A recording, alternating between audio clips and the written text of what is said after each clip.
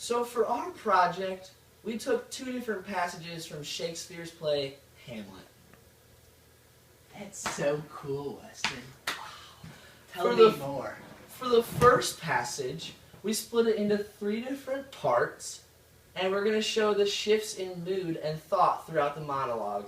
No way! What about the second passage? Oh, the second passage? Oh, we're going to take key phrases and words and interpret the passage in the way that we think it should be interpreted. That's awesome. Let's get to it.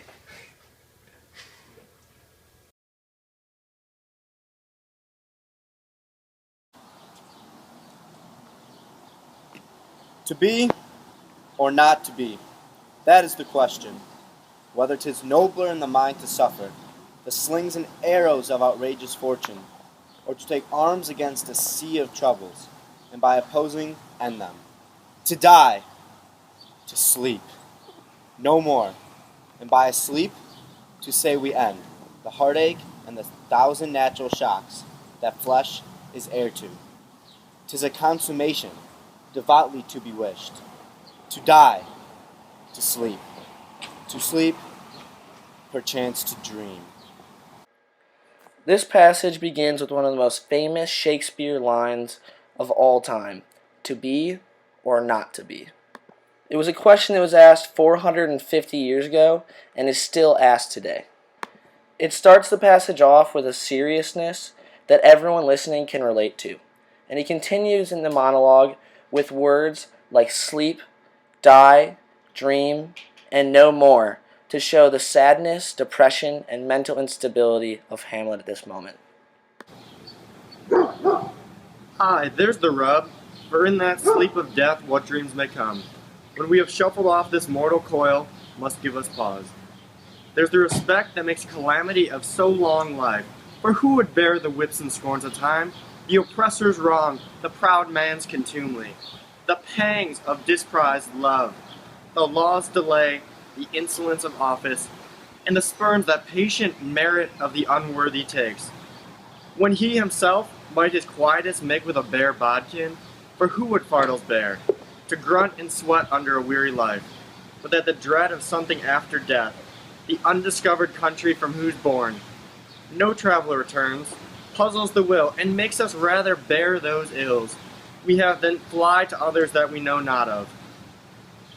The second part focuses on the struggles man has to go through, and we felt he was angry and upset saying this, so we exaggerated the words calamity, scorn, oppressor, and a few others. Also, we actually paused when he used the word pause because it's a natural break between his thoughts and the examples he later uses. Thus conscience makes us cowards of us all, and thus the native hue of resolution is sickled over the pale cast of thought, and enterprises of great pitch and moment with this regard their currents turn awry, and lose the name of action.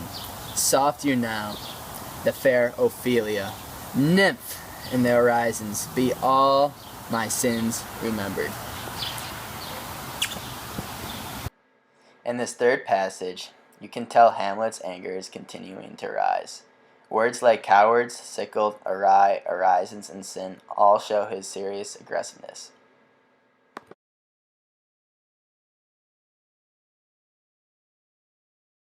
You look there. Look how it steals away. My father in his habit as he lived. Look where he goes, even now at the portal. This is the very coinage of your brain. This bodiless creation ecstasy is very cunning. Ecstasy? My pulse as yours doth temperately keep time, and makes this healthful music. It is not madness that I have uttered. Bring me to the text, and I the matter will reword, which madness will gamble from. Mother, for love of grace, lay not that flattering unction to your soul. Not your trespass, but my madness speaks. It will but skin and film the ulcerous place.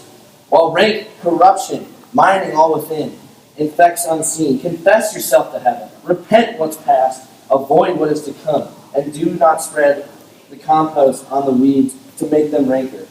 Forgive me this my virtue.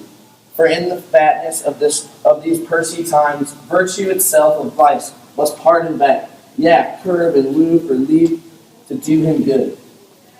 Oh, Hamlet, thou hast cleft my heart in twain. Oh, throw away the worser part of it and live the pure with the other half. Good night, but go not to my uncle's bed. Assume a virtue if you have it not. That monster custom who all sense doth it.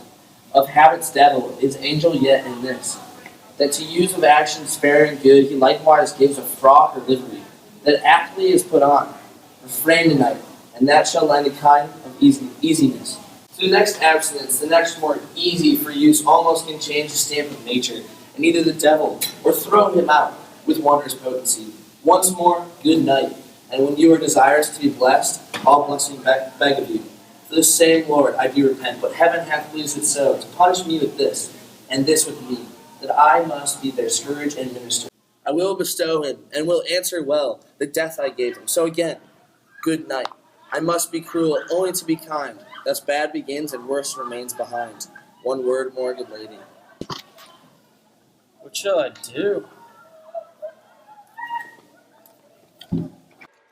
In the dialogue between Gertrude and Hamlet, Hamlet says it's not madness and then repeats the word madness twice. We portray this as if he was discouraged about Gertrude thinking he was mad. He shows us again with the words, "Do not spread the compost on the weeds."